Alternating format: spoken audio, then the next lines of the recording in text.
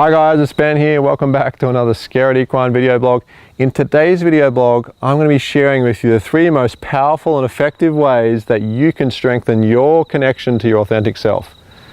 Now, I think when it comes to authenticity and being authentic, there's a lot of different opinions that different people in our lives can have about how to be authentic and what you've got to do. And you may have heard a lot of things from your friends, from family members, from the internet. There's a lot out there, you know, that you can obviously get information from these days.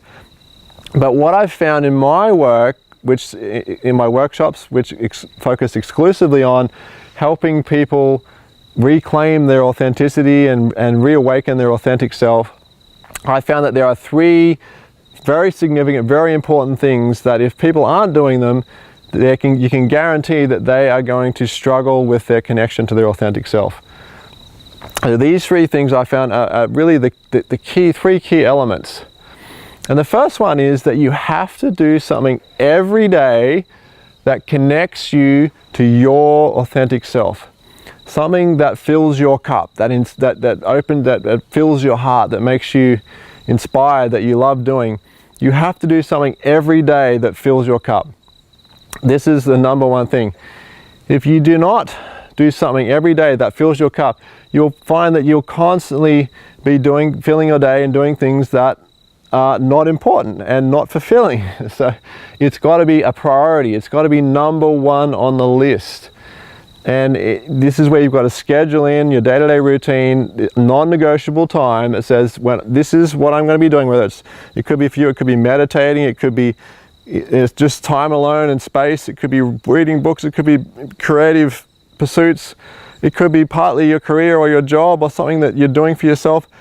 It doesn't matter what it is, whatever it is, you have to schedule time every day where you are doing this for yourself and you alone. Because what I find is for most people that are struggling to connect to their authentic selves and know who they are, what I find is that they don't do things that fulfill them.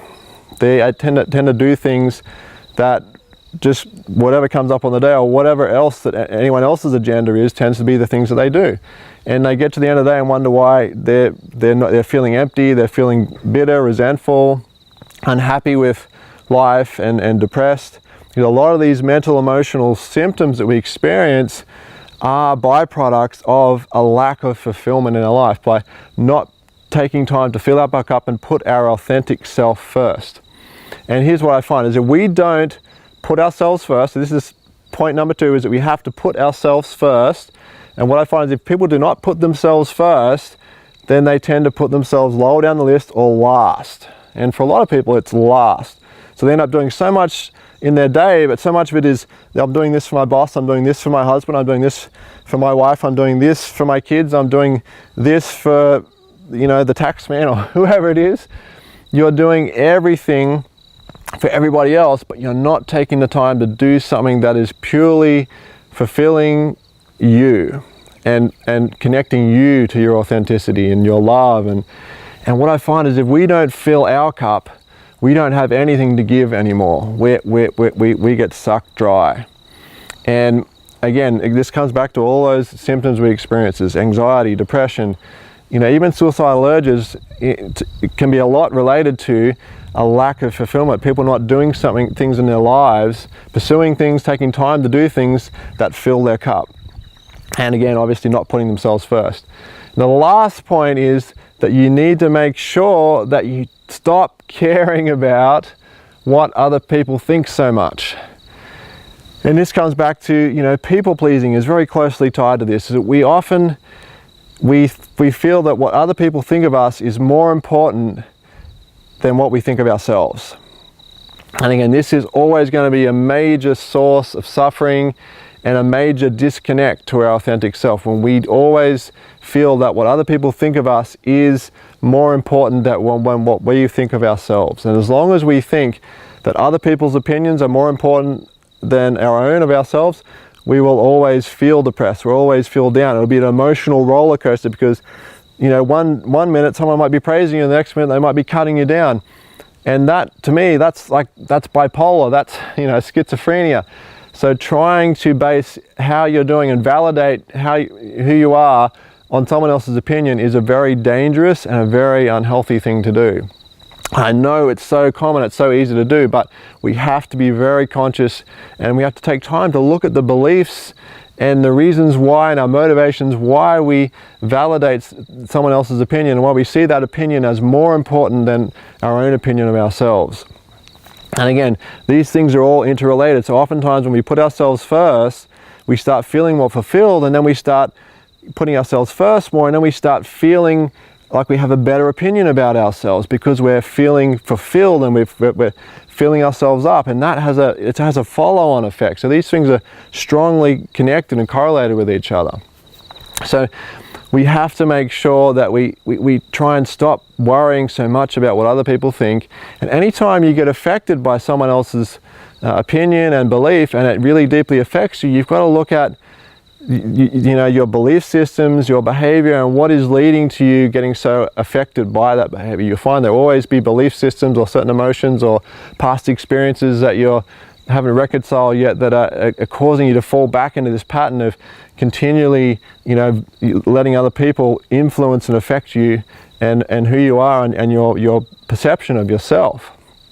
And sometimes it can also be that you're exaggerating, you know, how good you are, and sometimes it might be because you're continually putting yourself down, or you don't feel like you're enough. So again, all those things are worth looking at and worth going into. And a lot of the work that I do in my workshops will take you deeper into those layers to help you unlock some of those things that are deeper and release them, so that you can go out and you know, feel more authentic and be more whole in yourself, and understand, you know, why those patterns and habits were taking place in the first place.